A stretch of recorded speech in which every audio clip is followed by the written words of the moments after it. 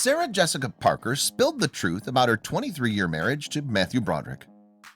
Sex of the City star Sarah Jessica Parker has been married to fellow actor Matthew Broderick since 1997, and they have 3 children together. Their love story is as touching as it is long-lasting. You see, the two have weathered a lot together, and recently Parker opened up about what makes her marriage so strong. In 2020, Parker and Broderick began starring in a Broadway play together, Plaza Suite.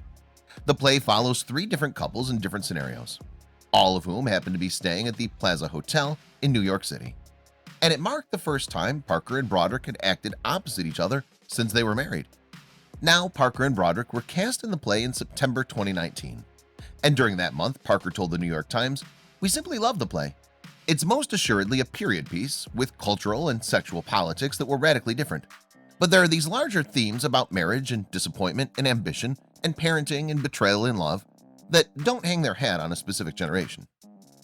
Prior to their marriage, Parker and Broderick had starred alongside each other in the show How to Succeed in Business Without Really Trying. But this was different. Parker told the newspaper, "I'm enormously hopeful that it will be a really good experience, but I expect it will be hard and challenging." During the promotion for Plaza Suite, naturally, the subject of their own relationship status was put to Parker and Broderick. While being interviewed by Parade magazine that March, Parker said, "We don't talk about our marriage publicly because it's ours, and it's the one thing left that's really and truly ours." However, Parker and Broderick have actually talked about their marriage quite a lot. They just avoid anything scandalous. In the Parade interview, they remembered seeing each other's movies before they met. Parker reminisced, "It's not like I had my sights set on him, but I was aware of him as an actor because I liked much of his work." Interestingly, Broderick saw his future wife in the 1991 film LA Story, starring Steve Martin, and he instantly thought she was wonderful, hilarious, and beautiful.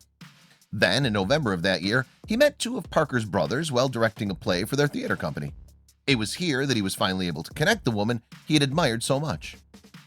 In 2012, Broderick recalled to the website Yes Network, "I do remember first meeting her. We went to a movie together, and I still remember very clearly seeing her walk down the street toward the movie theater. It's very unique because I wouldn't remember most people the first time I saw them come down the street, but I remember it as clear as day." By that point, Parker had already dated some very famous men.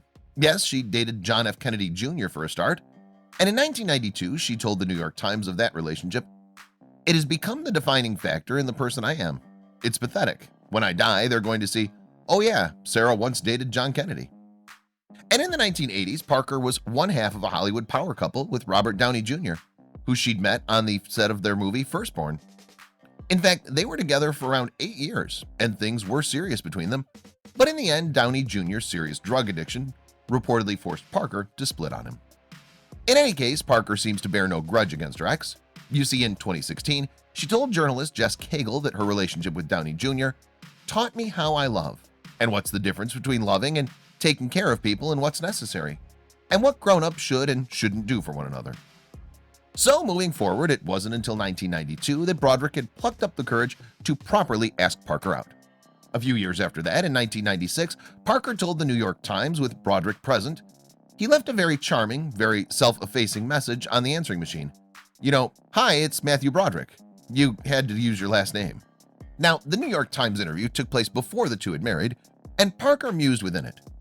"The last 48 hours or so, Matthew's had this running joke about us. We work together, we eat together, we sleep together, we wake up together, we work together, we eat together, we sleep together.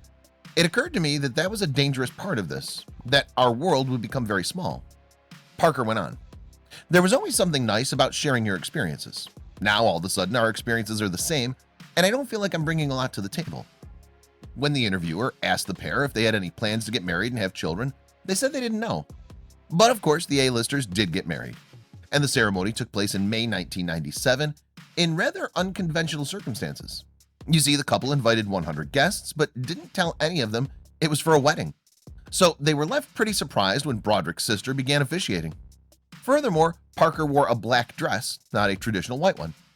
However, Parker did come to regret the decision. In 2009, she told Harper's Bazaar magazine that if there was ever a second ceremony, "I'd wear a beautiful, proper wedding dress like I should have worn that day." And on the show Watch What Happens Live in 2016, she said, "I just was too embarrassed to spend any time looking for a wedding dress. There was a store that I liked that I knew, and I just went and got whatever they had hanging." What's more, the actress did shed more light on the dress decision to People magazine in 2018. As she went on to explain, "I never thought about a wedding dress. Never. Had not one daydream about it. At one point I just simply remember thinking, God, I really hope he asks me to marry him. I don't know when or why. It was fairly early on." After marrying Broderick, Parker's life began to change in many ways. You see, 1 year later she began playing the part of Carrie Bradshaw in the TV show Sex and the City, which proved a massive hit. In fact, her new husband Broderick was one of the people who had encouraged her to try the television series. And in 2002, Parker and Broderick had their first child together, a son named James. Even then, Parker continued to work on Sex and the City while she was pregnant, wearing loose clothes to hide the bump. A few years after that, in 2009, the couple had their twin daughters Tabitha and Marion via a surrogate. That's correct, Parker and Broderick had decided to use a surrogate when it transpired they couldn't conceive naturally anymore. In 2010, Parker told Vogue magazine she had tried and tried and tried and tried and tried to get pregnant, but it just was not to be, the conventional way. "I would give birth as often as I could, if I could. I cherished all the milestones, the good and the bad." Parker went on to Vogue, "Meeting your children rather than giving birth to them, it's as if, suspended animation. The gestational experience is gone.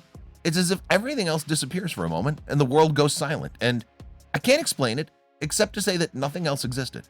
I don't remember anything but the blanket on my bed that they were lying on, and my husband's face and their faces and my son's." To add to that, the actress mentioned that before the birth of the twins, "We couldn't talk about the fact that we were having children to anybody for so long. All the stuff that matters is secretive and worrisome. You can't talk about how you feel about the woman who's carrying your children. You can only talk about it to your husband, and he just doesn't want to talk about it as much as you do." As the years went by, rumors spread that Broderick had cheated on his wife. The story first cropped up in 2008 when anonymous sources told Star magazine that the actor had been texting and sleeping with a stunning redhead, and allegedly this was while Parker was away filming Sex and the City, the movie. Furthermore, in 2009, as the twins were born, the story reared its ugly head again. An anonymous source told the website Celebs Now, Sarah admits that the problems in her marriage were not caused just by Matthew. She believes that marriage is a partnership and requires teamwork. The last couple of years have been rocky, but she and Matthew have recommitted themselves to their life together with the arrival of the twins. The world is filled with stories going viral every single day. But how many of these sites can you actually follow? We understand that your day should start with positive stories, stories that resonate with you.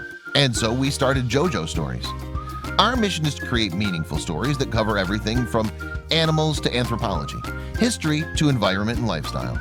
The kind of content you read on our site will be one you'll want to share with your family and friends. We hope you'll join our growing family and be part of our community.